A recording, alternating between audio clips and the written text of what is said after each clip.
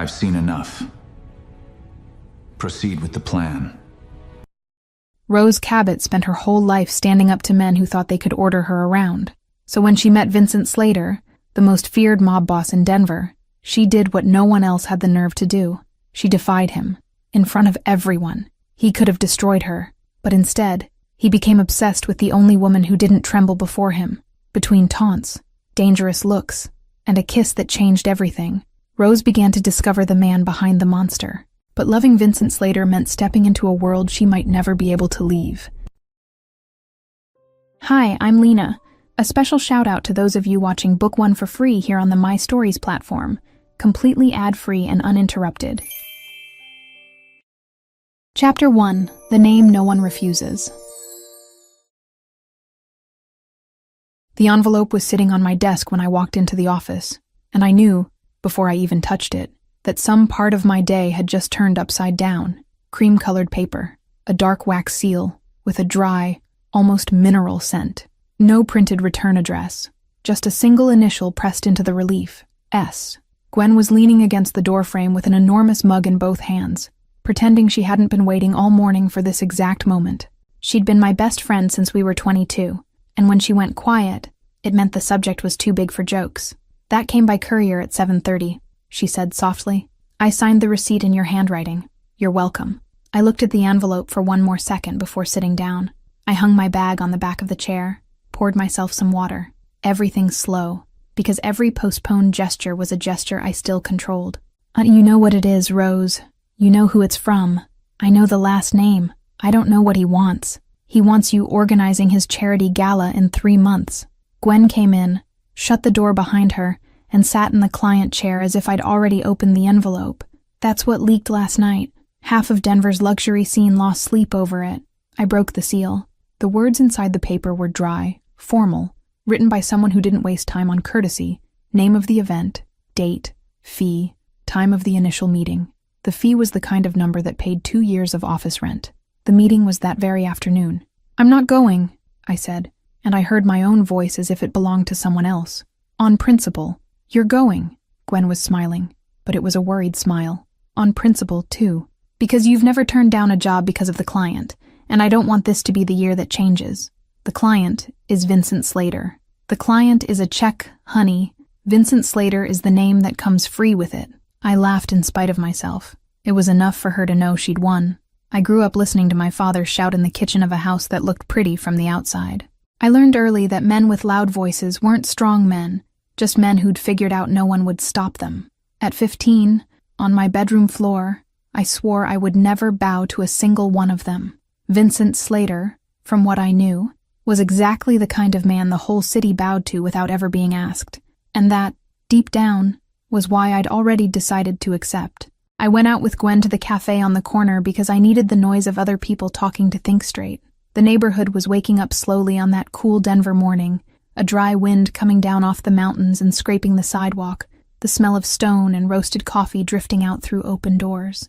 I ordered a double espresso. Gwen ordered a cappuccino with cinnamon and said, at the counter, that if I died by the end of the month, she wanted my couch. Deal. And the plant by the window. The plant's already dead. Gwen. Exactly. I can pretend I killed it. We walked back to the office, cups in hand. I stared at the storefronts without seeing anything. Looking for an answer no one was going to write there. My entire adult life had been built on the idea of owing no one anything. And in 4 hours, I'd be sitting across from the man best known for collecting on everything. I called to confirm the meeting. The voice on the other end belonged to an assistant who treated every word as if it were expensive. Address, floor, time, the name of the guard who would receive me. I hung up and stared at the phone longer than I should have, the screen fading slowly until it went black. I'm going, I said, finally, to the empty room. Gwen heard from the hallway. I know. Wear the black dress. The one that makes it look like you're in charge of something. The Slater building took up an entire block of the financial district, a dark glass tower that reflected the sky as if it wanted to devour it. The Uber dropped me at the side entrance. I climbed the short steps into the gray marble lobby with its low lighting and that specific silence of places too expensive to have an echo. And I gave my name to the man in the suit who looked first at my shoes, then at my face, and lastly at a tablet where I was probably already marked. You can go up, Miss Cabot, penthouse. I rode the elevator alone. I pressed the top button. The mirrored door reflected a woman with her hair pinned up, a black dress that stopped at the knee, dark lipstick, and an expression I hadn't planned. It was the expression of someone about to do something irreversible and not yet knowing its name. I arrived 10 minutes before the scheduled time and sat another 10 on the sofa in the anteroom, on purpose, observing the office from the outside, the assistant typing without looking at the keyboard, the walls without paintings, the white flowers in a tall vase. No one had asked to exist there, but that existed with surgical precision. I declined the coffee the assistant offered twice.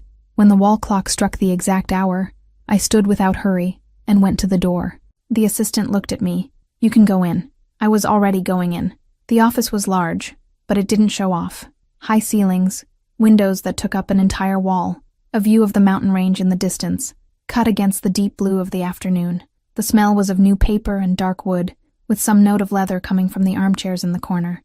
Vincent Slater was behind a wide desk, reading something, and he didn't stand when I came in. He didn't even look up. He just turned a page with his thumb and kept reading. I didn't ask permission either. I crossed the room, pulled out the chair in front of the desk, and sat. He turned another page. Miss Cabot. His voice was lower than I expected, and cleaner. It had no drama. It had only the certainty of a man who knew he'd be heard. "Mr. Slater, you arrived on time." I arrived 10 minutes early, and sat outside for 10 minutes. I don't like being too punctual. That was when he finally looked up. His eyes were dark gray, the kind of eyes that looked like 2 periods at the end of a sentence, and they looked at me as if I'd just done something interesting. He didn't smile. He didn't frown. He just took note. "Good to know," he said, and pushed the contract toward my side of the desk. It was a thick contract, bound, with discreet tabs where I was supposed to sign. I began reading calmly. He stayed where he was, not openly watching me, but not hiding it either. I could feel the weight of his eyes resting somewhere between my lap and the corner of my mouth, and I had the exact impression that he was waiting for me to make some gesture too small for anyone else to notice. I didn't. I reached Clause 7 and stopped. "This part is wrong." He didn't answer. Clause 7. I looked up. The contracted party cedes to the contracting party all rights of image, recording, publication, and archiving of the event, and of the person herself, for an indefinite term. I don't cede my image indefinitely to anyone. You rewrite it, or I leave. There was a silence that lasted 3 seconds longer than silences usually last. The kind of silence that normally precedes a disagreement. It didn't precede one.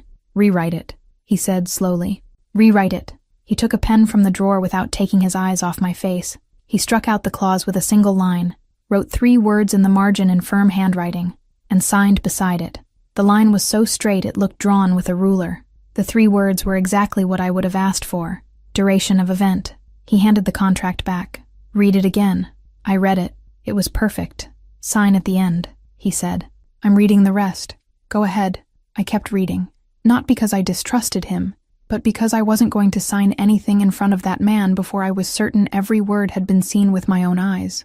It took me 7 minutes. He didn't move once. At some point he picked up a glass of water, drank half of it slowly, set it back down without a sound. That was the only movement. When I signed, I handed the contract back with both hands, the way you hand over something that matters. "Thank you for accepting the change. You would have left." I would have. One corner of his mouth lifted. It wasn't a smile. It was the shadow of one. "Good to know," he said again. I stood. I took my bag from the back of the chair. When I reached the door, I turned half a step. "The first prep meeting is next Monday, at the Brown Palace. I sent the calendar to your office. I'll be there." "On time?" It was his turn to look at me with the shadow of a smile again. "Maybe 10 minutes late." I left. I walked to the elevator without looking back. I pressed the button. I waited with my shoulders straight and my breath steady, as if someone might still be watching me through the dark glass of the door. When the doors closed and the elevator began to descend, I rested my forehead against the cold mirror and shut my eyes for 2 seconds. The metal was icy against my skin. I hadn't trembled in there. I hadn't looked away. I hadn't said please. And yet, somewhere in my chest, something had stirred. Not fear. I knew very well what fear was. It was something else, quieter, more inconvenient, and I wasn't going to give it a name there, inside an elevator in his building, with the reflection of my own expression looking back at me without an answer. I got to the office almost at nightfall. The sky outside had turned dark orange over the rooftops. and Gwen was waiting for me with 2 glasses of wine, already poured on the meeting table, the lights low, the air smelling of the candle she always lit when something needed to be processed out loud. "Tell me everything." "There's not much to tell. Professional liar. Sit." I sat. I took a sip. I told her without the details, the way you tell something you don't quite understand yet. Clause 7, 3 words in the margin. His pen, the corner of his mouth. Gwen listened in silence. At the end, she set her glass on the table. "You corrected Vincent Slater." It wasn't a question. "I corrected a contract." "You corrected Vincent Slater." I didn't answer. And somewhere in that dark glass penthouse, on the other side of downtown Denver, a man who didn't look up for almost anyone kept staring at the door I'd just walked out of. I didn't know that yet, but I would soon. That night, before I fell asleep, I got an email from his office. It was the confirmation of Monday's meeting at the Brown Palace. At the end of the text, on a single line, with no signature, someone had written, "Mr. Slater asked us to inform you that he will arrive on time." I closed the phone. I lay in bed staring at the ceiling, the city outside making that low, constant Denver sound at night, half wind, half engine, half something that has no name. And I laughed to myself in the dark of my room, for a reason I couldn't explain even to myself. Chapter 2. No one crosses him. The Brown Palace had that yellow light of an old hotel that made any woman look prettier and any lie sound more convincing. I arrived 10 minutes early, my team behind me carrying clipboards, fabric swatches, and 3 boxes of glasses for the table test. The smaller ballroom smelled of waxed wood and coffee that had been kept warm too long, and the chandeliers overhead threw golden shadows on the walls that made me understand why the place still charged what it charged. The meeting was on the 2nd floor. I climbed the curved staircase without looking at my watch, because I already knew he'd arrive on time, and I didn't want to be looking at the door when he walked in. I was wrong about that last part. When Vincent crossed the ballroom's entrance, everyone on my team stopped talking at the same time, and the pause was so idiotic that I turned my face to the door without realizing it. He came in with 2 men behind him. One of them I recognized from the few records I'd managed to dig up over the weekend. Victor Quaid, his right hand, the face of a man who slept little and liked his life that way. The other was an older gentleman, gray suit, almost invisible glasses, who I suspected was Arthur Bishop. Vincent's lawyer's name had come up twice in my research. Vincent swept his gaze over the ballroom like someone surveying a room before occupying it. When his eyes met mine, the shadow of last week's smile came back for half a second. Then it vanished. "Miss Cabot, Mr. Slater." On time, I saw. There was a short laugh from my team. I cut it off with a look. Vincent didn't. He looked toward the sound. No reaction on his face, like someone making a note of something. We sat. The lighting vendor opened the slide. The event coordinator went over the schedule. The chef held forth on the menu with the patience of someone who considered himself the main event. I stepped in when I needed to, took notes in silence when I didn't. Vincent listened without moving a muscle in his face, and on 3 occasions he asked short, so exact questions that cut away half of what was being said. Each of his questions landed at the precise moment when the silence had grown heavy enough for the presenter to realize he was stretching out what he shouldn't. That was when the lighting designer got to the floor plan of the ballroom. "Here, the central runway, 4 meters wide, 3.5, Vincent said, without taking his eyes off the plan. There was a moment when no one answered. I looked at the plan. I looked at the lighting designer, who had gone pale. I looked at Victor, who was deliberately not looking at anyone. 4 meters, I said. The room froze. Vincent slowly raised his eyes from the plan. "And excuse me, 4 meters. You're looking at last year's plan, which was made for the larger ballroom. This room has 12 meters of usable width. A 3.5-meter runway leaves the side tables less than 2 meters away, which violates the fire code. 4 meters centers the flow and still allows service from the sides. I measured it. Friday. The silence lasted long enough for me to hear the air conditioning. Out of the corner of my eye, I saw Victor bring his knuckle to his mouth, scratch the corner of his lip with a care that might have been only care, might have been something else. Vincent looked at the plan one more time, then at me, and he smiled. It wasn't the shadow of a smile from the previous meeting. It was a small smile, closed, no teeth, but it was a real smile, and it was so out of place that half the room shifted in their chairs without knowing why. I felt the impact of it in my chest before I could defend myself. 4 meters, he said. Note it. The lighting designer wrote it down so fast he tore the page. The meeting went on. We settled catering, security, the guest list, the reception, authorized journalists.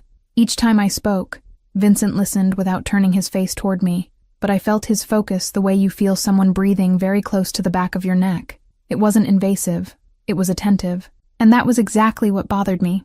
I wasn't used to being listened to like that, not by someone who had reason not to listen. When we finished, it was almost 8 at night. The light in the ballroom had grown warmer with the darkness outside, and the smell of old coffee had been replaced by the subtle perfume of the flowers in the center of the tables, which I'd asked to keep as a visual reference for the day of the event. The team filtered out little by little. Vincent stayed in the ballroom until the last vendor left, which I took as politeness until I understood that he was waiting for me to finish packing up too. Victor passed me in the hallway on the way to the elevator. "Miss Cabot, Mr. Quaid, you corrected the boss." I corrected a floor plan. Same thing. No. He looked at me a second longer than I expected. He had the look of a man who read people the way others read the newspaper, without hurry and without asking first. "Good night, Miss Cabot." "Good night, Mr. Quaid." When I came back to the ballroom, Vincent was still there, standing by the table, jacket in his hands. He wasn't looking at me. He was looking at the window facing the street, his chin raised just enough to see the reflection of the room itself in the glass. The light from outside drew the lines of his profile with a clarity that seemed calculated, but I knew it wasn't. It was just the city doing what the city does to men who've learned to wait. "I'll take you home," he said. Before I could say anything, I drove. "Your car will go to your house without you. I already told the valet." I raised an eyebrow. Without asking, he turned and looked at me for the first time since he'd smiled. "You would have said no."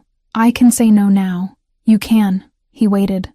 I wanted to say no just to prove I could, and that was exactly what made me realize that saying no, in that moment, would be more about me than about him. I picked up my bag. I went to the door. "Let's go." The car was black, low, the kind that looks like it's from a movie until the door closes and you realize the silence inside was different, denser, more private, as if the outside stopped existing the moment the latch clicked. The driver nodded a greeting and didn't speak. Vincent sat beside me, in the back seat, with a respectful space between us. He smelled of a woody cologne I couldn't identify, and that lodged in my sense of smell more insistently than I would have liked. We drove 2 blocks in silence. "You read?" he said, out of nowhere. Most people read. Most people don't measure a ballroom on Friday for a Monday meeting. Most people don't correct Vincent Slater. No, it was a single syllable, and it had humor inside it. They don't correct. I looked at him. His face was turned to the window, hard profile against the streetlight, and there was a discreet tiredness under his eyes I hadn't noticed at the office. The kind of tiredness that doesn't come from one bad night's sleep, but from whole years carried in the same place. "What do you read?" I asked. "Poetry, mostly." "Seriously?" "Russian." I laughed. I couldn't help it. "Why is that funny?" "Because it's exactly the kind of thing a man like you would say to seem interesting, and at the same time it's the kind of thing too specific to be made up." He looked at me then, slowly, and there was an attention in that gesture that made it hard to hold his gaze for long. "You think I need to seem interesting? I think you never needed to, and that's exactly why you managed it." The silence that followed was the kind that makes both people know one more sentence would change something, and they both pull back at the same time. He asked me where I was from. I answered. He asked how long I'd lived alone. I said since I was 19. He didn't comment. He just stored the information in the same place where he'd stored the corner of my lip the week before. "You don't ask anything," he said, after a minute. "I do ask." "Ask now," I thought. I had 1,000 questions. I asked none of the ones that mattered. "Why did you smile today? At the meeting?" "Because you were right." "Do you smile every time someone is right?" "You were the first." I didn't answer. I couldn't answer. I looked out, at the city lights passing fast on the other side of the glass, and I felt the weight of his sentence settle slowly in my chest like something I hadn't asked to receive. The car stopped a block before my building. I recognized the corner before I understood why. I looked at Vincent. "This is wrong." "It's right. My building is the next one." "I know. Then why here?" He looked at me with the patience of someone who'd already thought it through before I even got in the car. "Because you won't want to explain to your building's doorman where you're coming from. Not today. Not in the coming weeks. If we stop at the door, someone takes note. If we stop a block away, no one took note of anything." I stayed quiet. It was the most considerate thing a man had ever done without asking my permission, and at the same time it was exactly the kind of thing that made me want to open the door without thanking him. I opened the door without thanking him. "Good night, Mr. Slater." Good night, Miss Cabot. I got out. I shut the door harder than I needed to. I walked to my building without looking back. I climbed the 2 steps at the entrance, took the key from my bag, opened the glass door, stepped into the lobby. That was when, without thinking, I looked through the side window. His car was still there. Stopped, lights on, in the same place where it had pulled over, a block from my door, waiting. I stood motionless in the middle of the lobby for 3 seconds. The doorman greeted me. I didn't hear him. I looked through the window again. The car was still there. It waited what felt like an eternity, but it must have been 20 seconds, at most. It waited the time it would take me to get into the elevator, ride up to my floor, open my apartment door, turn on the light. It waited for me to get inside safely. Only then did the taillights move, and the car disappeared around the corner. I stayed where I was in the lobby. Miss Cabot, is everything all right? Everything's fine. Good night. Good night. I rode the elevator up, looking at my own reflection. The woman in the mirror had her hair a little looser than it had been at the start of the afternoon. The lipstick had faded at the corners. Her eyes were too wide for the hour. I went into the apartment. I turned on the living room light. The yellow glare hit the white walls and reminded me, for some reason I couldn't name, of the brown palace. I tossed my bag on the couch. I went to the window and looked at the corner, more out of habit than hope. It was empty. I sat on the windowsill. I took off my shoes. I looked at the ceiling, and I understood, right there, alone in my own silence, something I still didn't know how to name. Vincent Slater hadn't driven me home because he wanted to impress me. He hadn't stopped a block early to protect himself. He'd stopped a block early to protect me. He'd waited for me to turn on the light because, in the world he lived in, women sometimes didn't turn it on. I'd never been cared for like that. Not by my father. Least of all by my father. And the discomfort of discovering that I liked it was greater than the discomfort of discovering who he was. I went to the kitchen. I poured water. I drank it standing, leaning against the counter, listening to the apartment make the sounds that only empty apartments make at night. The pipe settling, the refrigerator breathing, the silence between one thing and the next. I thought about calling Gwen and didn't. I thought about texting him and laughed at the idea. I thought about all the times I'd said that never, ever, no man, and I laughed to myself again, in the dark of my kitchen. It was the second time in a week. Chapter 3. The house no one was supposed to see. Friday started off wrong because I woke up thinking about him. Not about the contract, not about the 4-meter runway, not about the brown palace or the car parked in front of my building until the living room light came on. I thought about him the way you think about someone you still haven't decided whether you want close.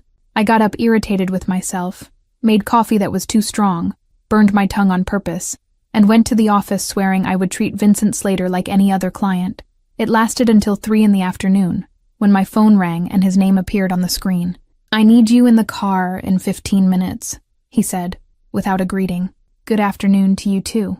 "I don't have time right now, Rose. It's called manners, Vincent." There was a pause on the other end, the kind I was already learning to interpret. A short pause meant he was handling 2 matters at once.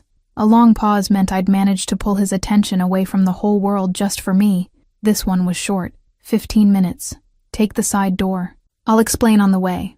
I'm not going anywhere without knowing where. Yes, you are. And he hung up.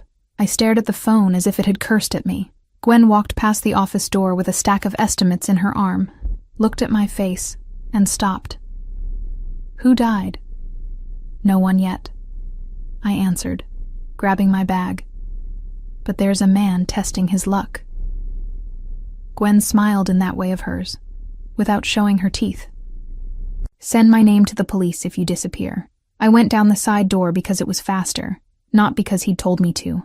It was important to keep that distinction for myself. The black car was already at the corner, the driver standing, his suit impeccable despite the heat. Vincent opened the door from inside without getting out. I got in, closed it, and crossed my legs harder than I needed to. "Where to?" "The suburbs. 40 minutes. I have an appointment at 6. "You had one," he corrected, without looking at me. I already handled it with Gwen. I turned my head slowly. "You called my business partner before you called me. I called your partner after you hung up on me. I didn't hang up. You hung up." Detail. The driver merged into traffic on Spear without saying a word, and I breathed through my nose to keep from saying what was on the tip of my tongue. Vincent was in a dark suit with no tie, 2 buttons open, the expensive watch heavy on his wrist. There was a new tiredness in him I hadn't seen the week before, something faint around the eyes. Vincent. Where are we going? He finally turned his face to me. His eyes had that thing I still didn't know how to name, a kind of care disguised as impatience. I need to handle a family emergency, and the schedule doesn't allow me to drop you off first. I thought about taking you back to the office, calculated the traffic. It doesn't work. So you're coming with me. You wait 20 minutes in a room that isn't my office, and then I'll take you wherever you need to go. I can wait at a gas station. You're not going to wait at a gas station. Vincent. Rose. He said my name the way he'd deliver a verdict. It's not up for discussion. I should have fought. It was exactly the kind of sentence that made me climb the walls, the kind of tone my father used in the kitchen on Sundays, when someone dared to disagree with his newspaper. But there was a difference I was still learning to recognize. My father said it wanting to silence me. Vincent said it wanting to protect me from a gas station at 4 p.m. It was the first time I let it slide. 20 minutes, I said. Low, not one more. Deal. We left the city by the 25, took an exit I didn't know, entered a tree-lined neighborhood where the streets had the names of trees, and the houses sat behind low walls without ostentation. It was the kind of place where old money hid. Vincent stopped in front of a white house with large windows and a poorly pruned rosebush out front. No electric fence, no visible cameras, nothing that said someone important lived there. He got out first and opened my door before the driver could reach it. It was a small gesture, automatic, the kind he probably did without thinking. I got out and he rested his hand on my waist for half a second to guide me over the step. Half a second. I felt the warmth of his palm through the fabric of my dress, as if it had lasted an hour. Who lives here? I asked. An older lady. I won't be long. The door opened before he rang the bell. A woman of about 70 appeared in the doorway, a kitchen apron tied over a blue dress, short white hair, dark eyes, a smile that took over her whole face when she saw Vincent. You're late, she said. I know. And you brought someone. I did. She looked me up and down the way only older women do, hiding nothing, and opened the door wider. Come in, dear. I'm Dolores. I went in without quite knowing why. Vincent passed in front of me, gave Dolores's shoulder a light squeeze, and disappeared down a hallway without saying anything else. I stood in the living room looking at the place. An old rug, a velvet sofa worn at the edges, portraits in silver frames on a sideboard. There was an upright piano against the wall with sheet music open on it. It smelled of black tea and cake batter in the oven. There was nothing there that said Mafia. Sit, Dolores said, pointing at the sofa. I'll bring you some tea. You don't look like the sugar type. I'm not. I guessed from your mouth. I laughed in spite of myself. She disappeared into the kitchen and came back 2 minutes later with a tray, 2 cups, a little plate of buttery cookies. She sat in the armchair across from the sofa, folded her hands in her lap, and watched me the way you appraise a new vase in the room. What's your name? Rose. Like the flower. Like the flower. And you work with him. I'm organizing a gala for him. She dipped her cookie in the tea with the precision of someone who'd been doing it for 50 years. And has he been treating you well? The question came so lightly that I almost answered without thinking. He's been trying. Dolores laughed softly, a sound from the throat, contained. That's the most he can manage, dear. Trying. I stayed silent. She bit into the cookie, chewed slowly, looked out the window where the late afternoon light fell at an angle across the garden. It's been a long time since he brought anyone here, she said, without looking at me. Too long. The sentence went into me with the calm of a small knife. It didn't hurt at first. It hurt later. I didn't know what to answer.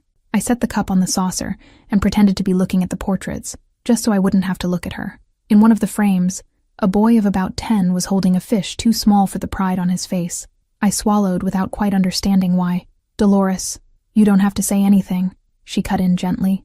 Drink your tea. Vincent reappeared in the hallway before I could answer. He'd swapped his jacket for a lighter one, looked less tired, and held a folder he hadn't brought in. He looked at me sitting on the sofa with the cup of tea in my hand, and he paused for a second in the doorway, the same way I'd seen him pause at the door of my office once.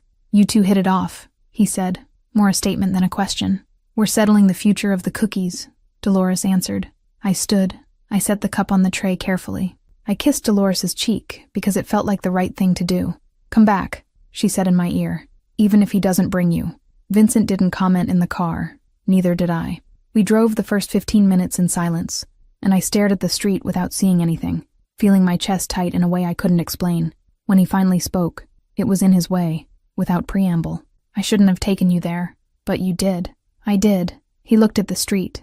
Don't ask why. I don't know myself, but something made you take me. I insisted. He took a while to answer. The streetlights along Spear were beginning to come on, the sky turning that knife blue color Denver has at the end of the afternoon. You saying you'd wait at a gas station?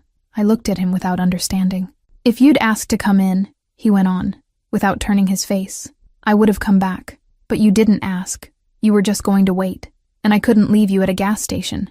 I didn't know how to answer that either. I was starting to think there was a lot here I didn't have a ready answer for. There's a gallery event at 9, he said, after a while. Small, acquaintances of mine. I promised I'd show up. I need to go home. I know. I'll take you, but I'd like you to come. Why? He turned his face then, and the yellow light of a lamppost caught half of him. Because I wanted you to. The gallery was in an old building in the historic district, 2 stories with high ceilings, white walls, enormous paintings hung with a respectful space between them. Everything was too understated to be expensive in an ordinary way.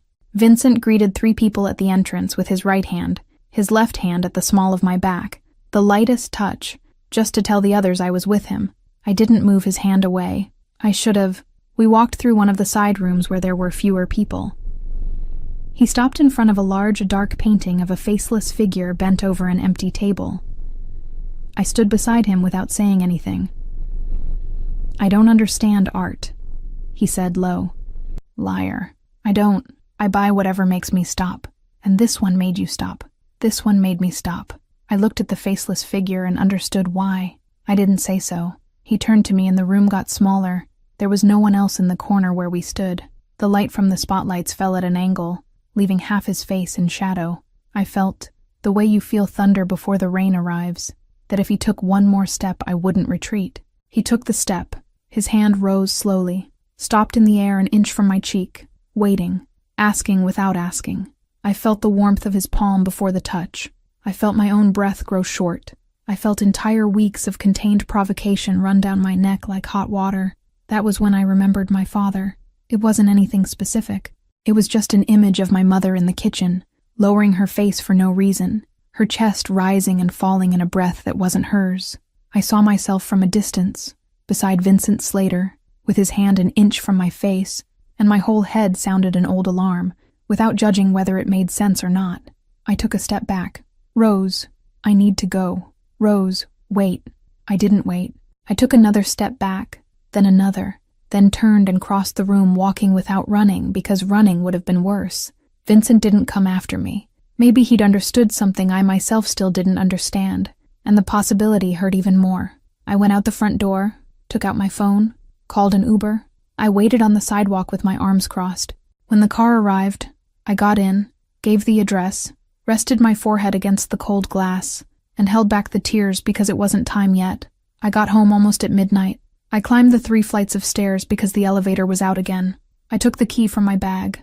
I looked at the door, and the air fled my chest. On the threshold, leaning against the wood, was a white rose. No note. Chapter 4. A Rose, a Warning. The white rose slept in a coffee mug on top of my sink for a whole week. I didn't throw it out. I didn't put it in a decent vase. I didn't ask anyone what it meant, even though something inside me already sensed it, without being able to name it yet. I put it in the mug, changed the water 3 times, and each morning, I looked at it the way you look at a sealed envelope you still haven't decided to open. The petals stayed white, stubborn, as if they too were waiting for something. Vincent didn't call on Thursday. He didn't call on Friday. On Monday, he sent a message about nothing but logistics for the gala schedule. 3 lines, period. I answered with 3 lines, period. It was as if the gallery had never happened, as if the rose weren't on my sink, and I hadn't stood frozen on the threshold of my door for 2 whole minutes before deciding to pick it up. I was grateful for his silence, and wanted to punch him for the very same reason. Saturday came too fast. The Brown Palace had been transformed into the thing we always promise and don't always deliver.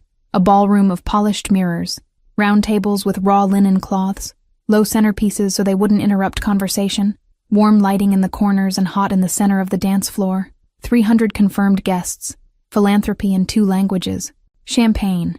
I'd chosen myself after tasting 4. I arrived at 4 in the afternoon in black pants and a functional blouse, still wearing sneakers, clipboard in hand. I ran the team for 6 hours straight without sitting down. I argued with the head chef over the timing of the main course, won the argument with a spreadsheet and a look he'll remember. I solved a microphone problem with the sound guy in a hurry, 10 minutes before the rehearsal. I posted 2 guards in a service corridor I hadn't requested and no one could tell me who had authorized. I went up to the room the hotel gave me for long events, 10 minutes before the doors opened. I took off the functional blouse. I put on the long black dress I'd chosen 3 weeks earlier. I let my hair down, pinned it up again more loosely, applied dark lipstick. I looked in the mirror and didn't quite recognize myself, because the rose in the mirror looked like she was waiting for someone. I closed the door behind me harder than I needed to. Vincent arrived at 8:15, 10 minutes after his scheduled time, and exactly 5 minutes after the moment when the ballroom's curiosity began to get interesting. He came in through the main door without an entourage, only Victor 2 steps behind, black suit, black shirt, no tie. The conversation in the ballroom dropped in volume for 3 seconds and came back, like a wave that recedes and decides not to break. He saw me from across the ballroom and stopped walking for half a step. I turned my face away before he could go on. I worked. I smiled at the sponsors. I walked the silent auction curator to the bid table. I helped a judge's wife who wanted to know where the restrooms were. I checked the lighting sequence for the opening speech. I carried out each task on my list with the precision of someone who uses work as armor, and it worked until 10:30 DAO, when I had to go down to the service corridor to sort out a mix-up with the second batch of champagne. That's where he was waiting. I didn't know who he was at that moment. I only knew he was a man of about 30-something, blonde hair combed back, an expensive suit worn badly, glass in hand, leaning against the corridor wall as if he were alone in his own apartment. The corridor smelled of ironed linen and the frying from the floor below, a completely mundane smell that didn't match the way my neck tensed when he watched me approach. When he saw me, he smiled the way men smile when they think a smile is a favor. You're Rose, right? Excuse me. I asked you something, and I gave you leave to step aside. I tried to pass. He moved his shoulder. Not much. Just enough to take up the whole corridor. His glass smelled of expensive whiskey, and a man who'd had 3 too many. I just wanted to talk. His hand rose and touched my arm. Light, with the confidence of someone who'd never been hit in his life. We were never properly introduced. I looked at his hand on my arm, and time did that strange thing of going very slow and very fast at the same time. The touch was exact, unhurried, the kind that pretends to be innocent. Take your hand off. Easy. Take your hand off. Now. He laughed. It was the laugh that scared me. More than the hand. It was the laugh of someone who'd never heard no twice in a row, and didn't intend to start with me. And that was when Vincent appeared at the end of the corridor. I didn't hear his steps. No one ever heard his steps. He was 10 meters away, and suddenly he was 1 meter away, and Lawrence's hand had already left my arm on its own, because even his hand understood before his brain did. Vincent didn't raise his voice. He didn't raise his hand. He didn't make any gesture, in fact. He simply positioned himself between the two of us with the calm of a door closing, and looked at Lawrence the way he looked at people when he wanted them to leave the room. Hollis. Slater. Lawrence's voice cracked in the middle. I was just talking. You were leaving. I was invited. You were invited to the ballroom, not to the corridor. Silence. I watched Lawrence's Adam's apple rise and fall. Sss. You leave through the side door in the next 2 minutes, Vincent went on, in the same tone, without moving a muscle in his face. You don't speak to anyone on the way. You don't return to any address that has my name on it. Is that clear? Slater. Come on. It was just... Is that clear? Lawrence went pale. Not the way you see in a movie. The way you see when a person's body understands something before the person finishes thinking it. He nodded, lowered his glass, left through the side, escorted by 2 men in suits who appeared without being called, and disappeared with the same discretion. In 20 seconds the corridor was empty. In 30, I remembered to breathe. Vincent didn't touch me. He stood half a step away from me, looking in the direction Lawrence had gone, his jaw locked. There was something in the line of his shoulders that was different from the ballroom, more rigid, like someone holding himself back on purpose. Are you all right? He asked, without turning. I am. Do you need to sit down? No. Do you want to go back to the ballroom? I thought. I looked at the blouse that was still in place, at his hand tucked into the pocket of his jacket because I knew his hand was clenched in there. At the empty corridor where 15 seconds earlier something had nearly begun. I do. We went back the same way. He walked half a step behind, on the left, his shoulder lightly touching mine at every turn. When we entered the ballroom, nothing had changed. The lights were still warm in the center. The conversations were still loud. The auction curator was smiling at a man with a graying beard. No one had noticed that Lawrence Hollis had come in, and no one was going to notice that he left. Vincent left me at the side of the dance floor. He spoke low, without moving his lips. "I'll stay in the corner. You work. When you finish, we go. I can go alone. You can, but you won't." I looked at him. His eyes had that thing from the day at Dolores's house, something that wasn't there when he spoke to anyone else. "Okay," I said. I worked 2 more hours. I closed the auction. I saw off the last guests on the staircase. I went over the next day's pending tasks with the team. When I finally went up to the room to change clothes again, it was 2:15 in the morning, and my feet ached inside the heels. A dull, constant ache I only started to feel when I stopped moving. Vincent waited at the hotel door without going back in. The car was at the corner. I sat in the back seat beside him. The driver took Spear. Denver was quiet, in that way the city gets in the small hours of a Saturday, when the bars have closed but the night still won't admit it's over. We stayed silent for a long time. It wasn't a bad silence. It was a silence with weight, like a blanket you lay over someone without asking if they want it. "Vincent, what would you have done if I hadn't been watching?" The question came out before I'd decided to ask it. He turned his face to me slowly. The avenue lights passed across the glass in yellow stripes, hitting his face from below, and for a second he looked almost too human. "I didn't touch him," he answered, just as slowly, "because you were watching." The sentence went into me the way Dolores's sentence had, but deeper. I understood the magnitude of what he was telling me. I understood that he was giving me, as a gift, the confession of a man who'd held his hand back because of what I would think of him. I understood that this, in his world, was the kind of thing a man says once in a lifetime. If that, I should have been afraid. The Rose from the gallery would have felt the cold in her chest and taken a step back. She would have asked him to stop the car. She would have walked. I wasn't afraid. I felt something else. "Thank you," I said. "Don't thank me for that. I'm not thanking you for that. I'm thanking you for asking whether I wanted to go back to the ballroom." He looked at me for a time that lasted longer than seconds. He said nothing, but he moved his hand inside his pocket, took it out, and set it open between the two of us on the seat. He didn't take mine. He just left his there, palm up, waiting. I looked at his hand, at the width of his fingers, at the line of his wrist, at the contained tension there, like an argument he wasn't going to make out loud. I thought about my mother in the kitchen. I thought about my father.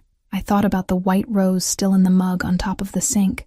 I thought about Dolores saying, "He never brought anyone here." I thought about the gallery, the faceless figure, the inch of air between his palm and my cheek, the step back I'd taken. I put my hand in his. His fingers closed slowly, without squeezing, as if he were afraid of startling an animal, as if he were counting on me to decide whether his stayed there or not. I stayed. The car stopped in front of my building at 3:10. Vincent got out first. The way he got out, came around the car, opened the door. I got out. The air was cold, that dry Denver cold that comes in through your collar and doesn't ask permission. He didn't walk me to the lobby. He waited on the sidewalk, hands behind his back, like a soldier who'd finished his shift but couldn't leave his post.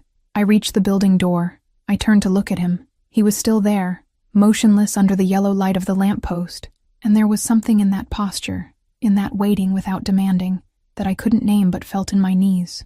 I climbed the stairs because I needed every step to calm my head. I opened the apartment door. I turned on the living room light. I went to the window, pulled the curtain aside, looked down. The car was still there. Vincent was still on the sidewalk, waiting for the light. I stayed at the window longer than I needed to. I looked at him down below, black suit, hands behind his back, and I realized something that had begun to happen to me weeks earlier, and that I had only managed to name in that second, with the cold pain against my forehead and all of Denver dark behind his back. I'd stopped wanting to run, not from him, not from the Brown Palace meeting, not from Dolores's house, not from the gallery, not from the hotel corridor, not from his open hand on the car seat. I'd stopped wanting to run. When I was with him, something in me stopped running, and that, alone, was already frightening enough that I wasn't going to try to name it yet. I turned on the bedroom light, the way he was waiting to see it. I watched from above as he got into the car, and the car pulled away down the empty street. When the headlights vanished around the corner, I went to the kitchen, picked up the coffee mug with the white rose inside, and changed the water for the 4th time that week. I thought, quietly, without saying it out loud, I know what this means. And this time, I wasn't afraid of the answer. Chapter 5. Make Me Shut Up. Vincent's house in Hilltop had the kind of silence only old money can buy. I arrived 20 minutes after the scheduled time, not out of strategy, but because I'd spent 10 of them standing in front of the elevator mirror, trying to decide whether that black dress was too short, or whether it was me who wanted to be looked at. I ended up going down in the dress.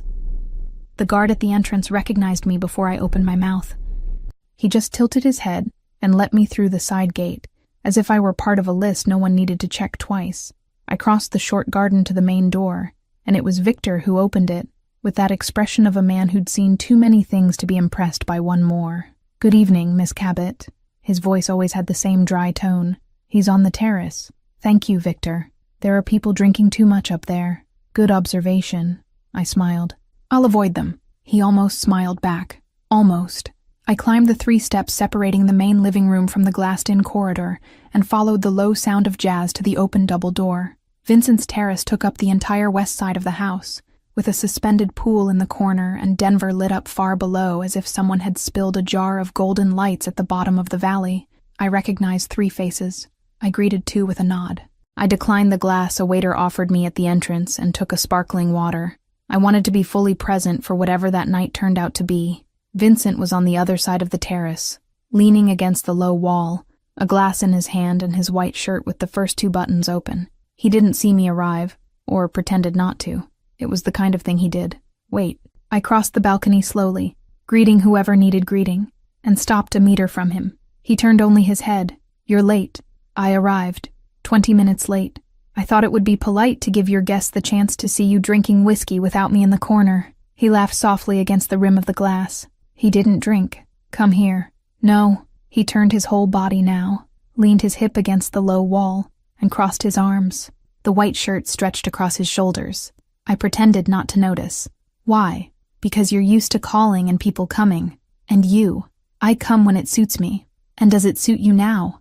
I looked at the glass in my hand, at the Denver lights behind him, at the way he was looking at me, unhurried, like someone who'd already decided something hours ago and was just waiting for me to arrive to confirm it. Maybe. He uncrossed his arms. "Maybe is the only honest word you've ever said to me. I've said plenty of honest things to you." "You have." He finally drank. A short sip, usually in the form of an insult. "That's my way." "I know." His voice dropped half an octave. "I like it." It was in that second that I understood why I'd spent 20 minutes at the mirror. It wasn't the dress. It was the feeling that I knew exactly where that night was going to end, and that for the first time in 29 years I didn't want to swerve off the route. We stayed quiet for a while. Someone laughed loudly near the pool. Vincent didn't even turn his head. "Your house is too showy," I said, just to break what was starting to break inside me. It was built to impress. On whom does it work? On no one who matters.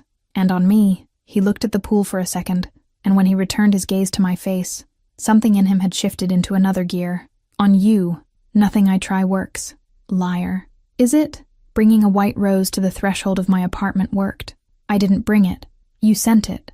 I authorized it. That's different. To me, it's the same thing." He set the glass aside. He took half a step toward me. "Rose." "What?" "Stop provoking me." "Why?" "Because I'm trying to be civilized. And what if I don't want you to be?" He stopped. His eyes traveled from my face down to the base of my throat and back. It was quick. It was exact.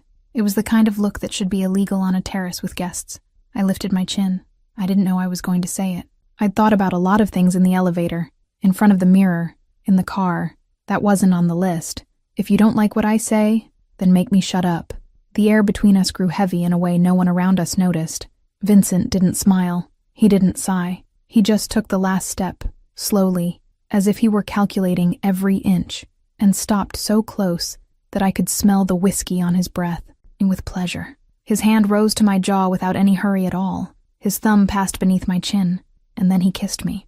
It wasn't the kiss of a man in a hurry. It was the kiss of a man who'd waited weeks to do it properly. His mouth found mine with a calm firmness, no desperation, and that was exactly why the floor dropped out from under me.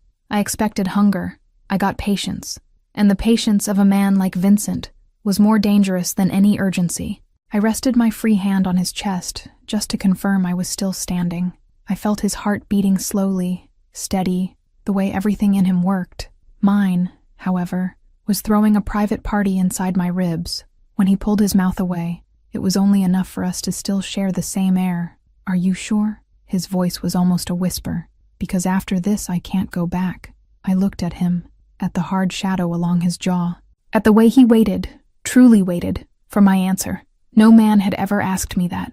Not in simple conversations, not in small decisions, not even my father, when he decided for all of us what we'd eat for dinner. Vincent Slater, the man all of Denver lowered their eyes to greet, was waiting for me to say yes or no. I didn't answer with words. I just held his gaze long enough for him to understand. He understood. He held out his hand between us, palm up. It wasn't a gesture of possession. It was a gesture of a question. I placed mine over his, and his fingers closed around mine with a firmness that had little of force and much of promise. "Come," he said low.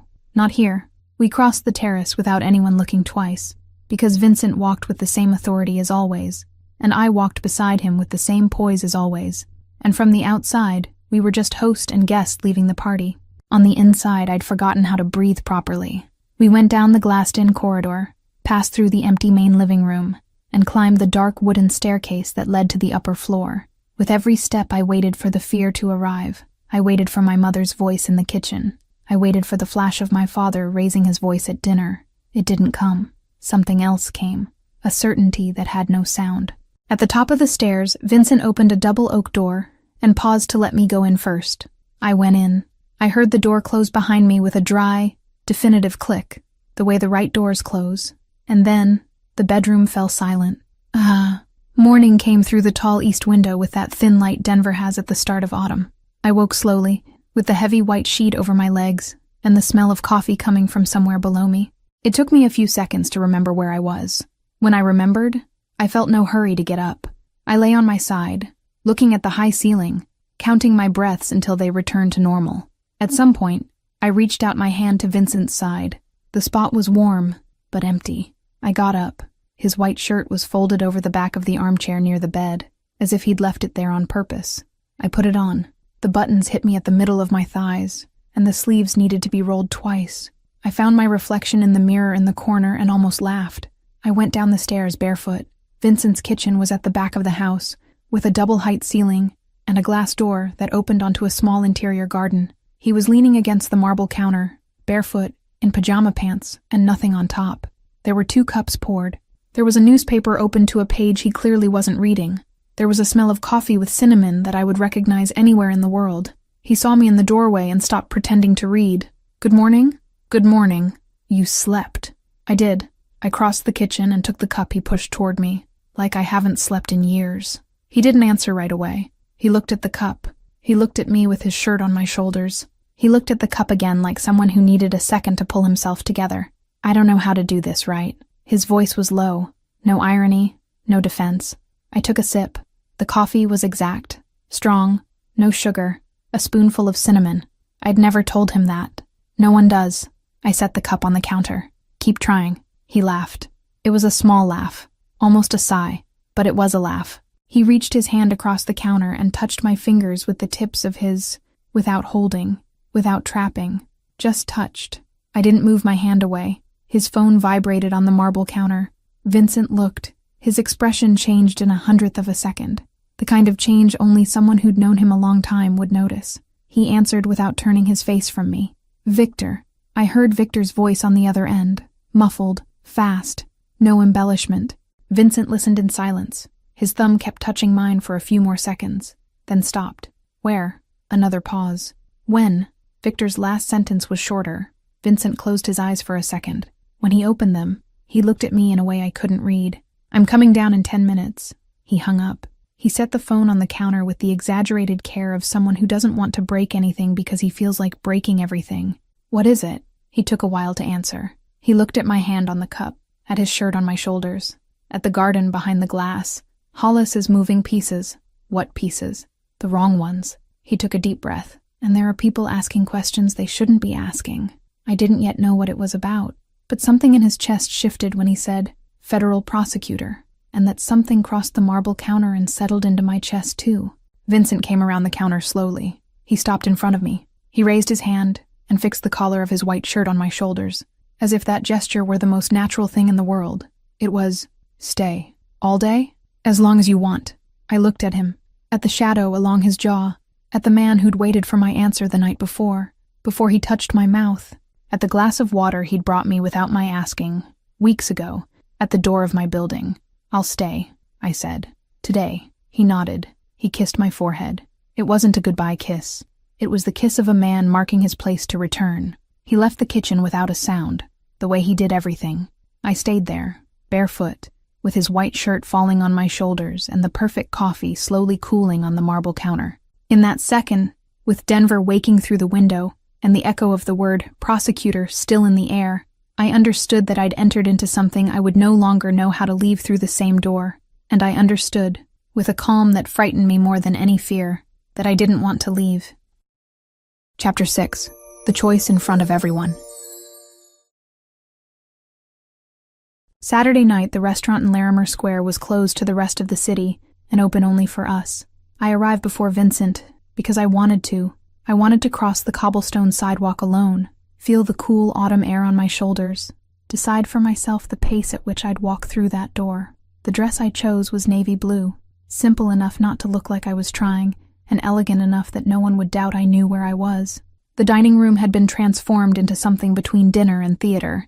Round tables in the center, low chandeliers spilling amber light over the white cloth, candles and frosted crystal holders scattered at calculated intervals, and 3 smaller tables along the sides reserved for the guests who wouldn't share the main table. I recognized the work of my own taste in the decoration, the choice of flowers, the way the arrangements were low enough not to interrupt the gazes between guests, the detail of the mirror at the back amplifying the depth of the room. Vincent had asked my team to coordinate. He hadn't told me. I stood for a second just looking at it all, bag on my arm and coat still on my shoulders. Before taking off the coat, Arthur Bishop came toward me as soon as he saw me. The elderly consigliere had that kind of elegance that comes from knowing exactly how much each word weighs. The dark suit, the well-cut white hair, the bearing of a man who'd never needed to raise his voice to be obeyed. "Miss Cabot, Mr. Bishop, you look stunning. You're lying politely. I appreciate it." He laughed softly, a short, genuine sound I imagine few people had ever heard. He rested his hand on my arm for a second, in a gesture that wasn't familiarity. It was recognition, and went on to receive other guests. Victor passed me right after with a minimal nod, but his gaze lingered half a second longer than necessary to be mere protocol. It seemed, for a second, his version of a bow. I wasn't sure, but I noted the gesture. Vincent arrived 6 minutes later. He crossed the dining room without greeting anyone along the way, not out of rudeness, but because he was the kind of presence that filled a room before any word, and stopped in front of me. The suit was black, the shirt buttoned to the top, and he looked at me with that quiet attention that still disarmed me when I least expected it. He held out his hand. I took it. "Ready? For what exactly?" "To be looked at. Always." He laughed at the corner of his mouth, with that contained humor most people probably never saw, and led me to the main table. It wasn't a theatrical gesture. It was simple, almost domestic, the kind of thing someone does when they no longer need to prove anything. His hand holding mine firmly, the whole room noticing at the same time, 3 heads of the Hollis clan turning slowly at the side tables, making no effort to hide it, taking note of what they were seeing. We sat side by side, not at opposite ends like couples who are still pretending or still measuring distance. Side by side, our shoulders almost touching. Dinner began with a studied calm. Red wine I couldn't identify but knew was good by the smell, and the way Arthur appreciated it without comment. First course, conversations in low tones, the background music discreet enough to fill the silence without dominating it. Arthur made a joke about real estate prices downtown and 2 captains laughed. Victor commented on something about a shipment that had arrived on time for the first time that year, and there was a tone there I couldn't fully read, but I knew enough to smile at the right moment. The provocation came as the main course was served. One of the Hollises at the side table, not Lawrence from the gala, an older man, gray suit, small wet eyes that didn't match the rest of his rigid face, turned his body toward me with that false courtesy you recognize from a distance, because it's too polite for the context and too dry to be real. "Miss Cabot, I hear you organize luxury events." "You heard right. I imagine it's a colorful line of work, dealing with so many types of clients, some more colorful than others, including us, including you, gentlemen. I smiled, slowly, without retreating. The difference is that you pay in full. Vincent didn't turn his head. He kept eating with the same calm as always, his fork moving with a regularity that would have been boring in anyone else, and in him seemed like absolute control. But I felt his free hand rest lightly on my knee beneath the white cloth. It wasn't possession, it was complicity. The man in the gray suit didn't give up.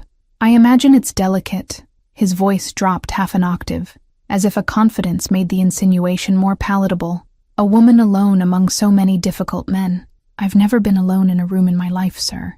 There's always someone polite. I set the fork down on the edge of the plate with a minimal sound. And when there isn't, I make up for it myself. The whole table stopped chewing for a second. That specific kind of silence that isn't empty. It's total attention disguised as nothing. You're brave. I'm punctual. Bravery is something else. Arthur let out a short laugh at his corner of the table, genuine and unceremonious. Victor laughed too, low, making no effort to hide it. 2 captains joined in. Even one of the younger Hollises at the side tables smiled without meaning to, and was immediately reached by the older one's glare, which corrected him in silence. The whole table had laughed, all but one. Vincent finally turned his head, not toward the man in the gray suit, toward me, and he looked at me with an expression I was still learning to decipher. It wasn't admiration, exactly, nor pride, exactly. It was something that sat between the two and had no ready name. He didn't speak. He just took my hand on the table, in full view of everyone, and brought it to his own face. He kissed the inside of my wrist, once, slowly, with that calculated patience he used, when he wanted me to understand that he was being completely deliberate. For a second, the old version of me wanted to pull back. A public gesture, a man's hand, a full table. For a second, and only that, I didn't pull back. The whole table saw. The Hollises saw. Arthur saw, and this time he smiled for real, with his eyes, with the wrinkles at the corners, with the almost imperceptible tilt of the head that meant something I wouldn't know how to translate but felt as approval. The man in the gray suit went back to his plate in silence. The rest of the dinner passed without incident. Allies talked with allies, advisors talked with advisors, and at some point between dessert, a chocolate fondant I declined, and then ate half of Vincent's, and the coffee, I realized I'd been accepted without anyone needing to say a single word about it. Victor's minimal bow at the entrance had been the whole vote. We left the restaurant near 1 a.m. Larimer Square was almost empty, with that damp gleam wet cobblestones have when they catch the yellow light of the facades. The air was colder than when I'd arrived, and the coat I put back on my shoulders smelled faintly of the room's perfume. Vincent opened the car door for me, waited for me to get in, and came around to his side with that same step as always, the same everywhere, whether with allies, enemies, or no one. In the back seat, with Denver passing by the window in silence and the city lights turning into golden threads against the glass, he spoke first. I claimed you in front of everyone tonight. I looked at him, at the hard profile against the reflection of the storefronts, at the man who'd waited for my answer before he touched my mouth, weeks ago, on the terrace of his house, at the man who served strong coffee with a spoonful of cinnamon without needing to ask. I know. I found his hand on the seat between us, and his fingers closed around mine with a pressure that was neither light nor heavy. I claimed you too. He squeezed my hand once. He didn't answer. He didn't need to. We reached Hilltop without exchanging another word, but it wasn't an uncomfortable silence. It was the kind that's built slowly, brick by brick, between two people still discovering that they don't need to fill every second with sound. We climbed the stairs of the house side by side. We crossed the glassed-in corridor with Denver visible outside through the glass, a screen of cold lights that seemed to belong to a completely different world. Vincent opened the double door to the back balcony, the one facing the whole city below, and let me go first. The cold outside was sharper than I expected. I rested my elbows on the dark stone wall and looked down. Denver had that nighttime way of seeming small, manageable, the size of the palm of a hand. 1,000 lights on, 1,000 windows with people awake for reasons we'd never know. The whole grid of the city glowing quietly as if it didn't know it existed.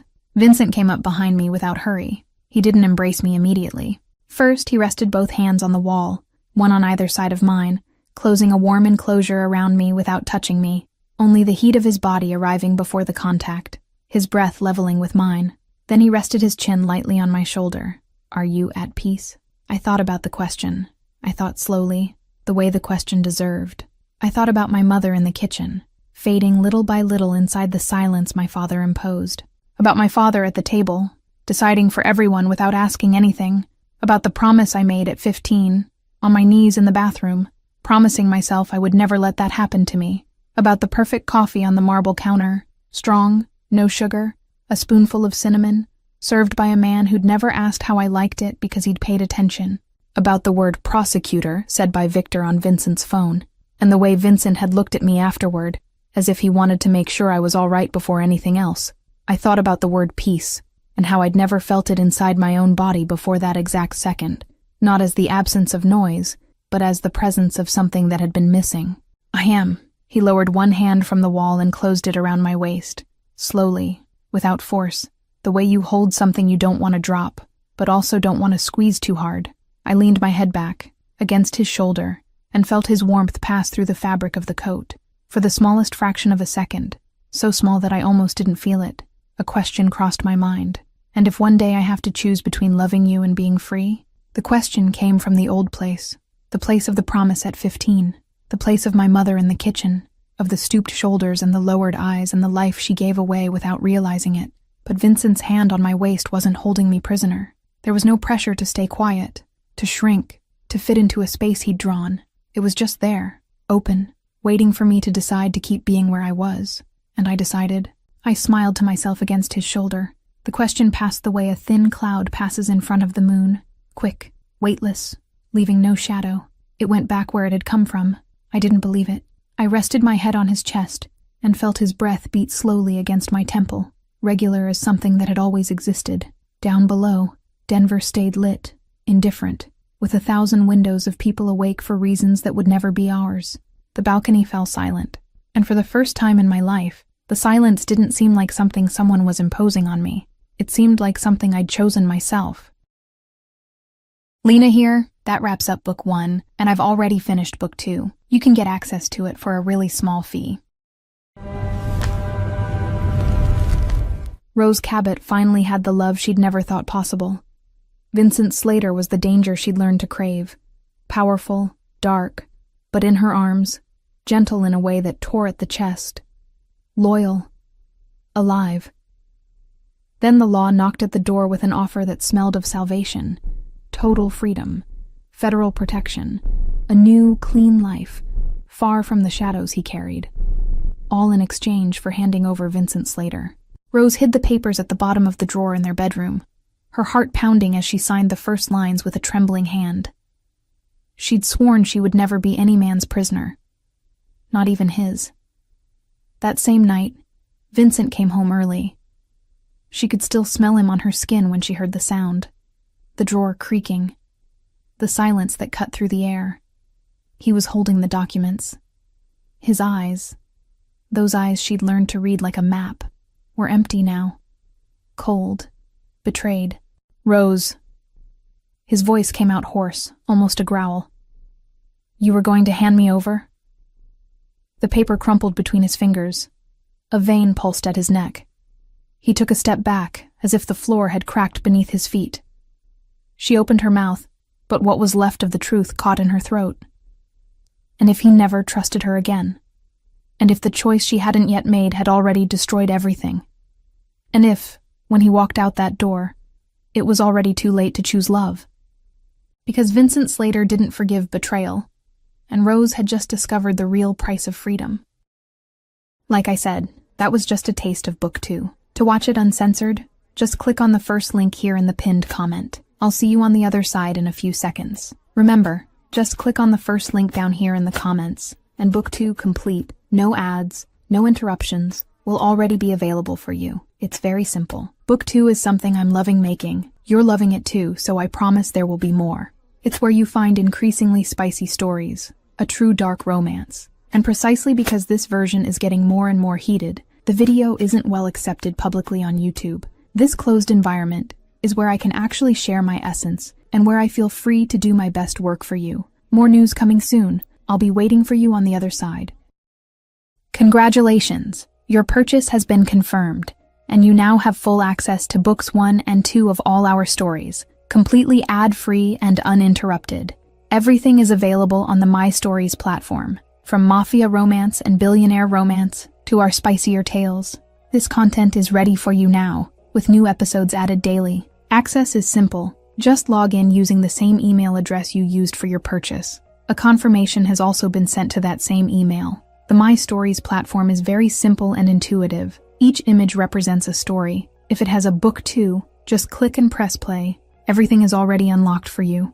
You can also rate each story, leave a like, and write a comment. Your feedback will be visible to all our other subscribers. This is our romance universe, so please feel free to interact. From this moment on, this is officially your home for romance stories. Just head over to mystoriesromance.com and press play. Welcome to the family.